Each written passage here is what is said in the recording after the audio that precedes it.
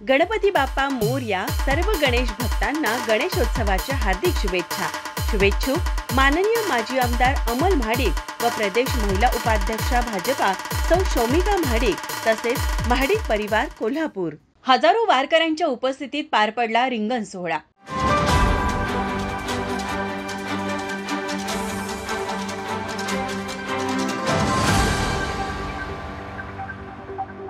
टाळ मृदुंगाच्या आणि विठ्ठल नामाच्या गजरात आज हजारो वारकरी व भाविकांनी सैनिक टाकळी येथील विजय गणेशोत्सव मंडळाच्या अश्वरिंगण सोहळ्यामध्ये सहभाग नोंदवला.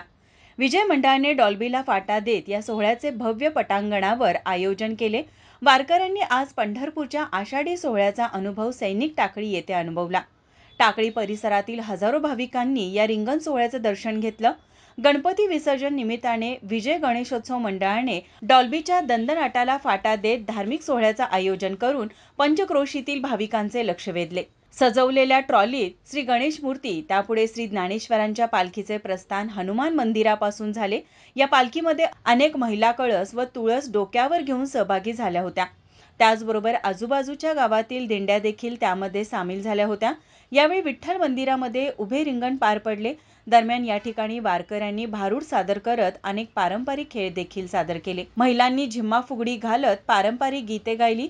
यावेळी मुख्य रिंगण सोहळा ग्रामपंचायत कार्यालयाच्या समोरील पटांगणात पार पडला. मानाच्या या अश्वाने रिंगण पार करत अनेकांची मने जिंकली. यावेळी संपूर्ण परिसर भक्तिमय झाला असून वारकऱ्यांच्या आणि भाविकांची मोठ्या प्रमाणात गर्दी झाली होती. माझा महाराष्ट्र न्यूज साठी संगीता पाटील, शिरोळ.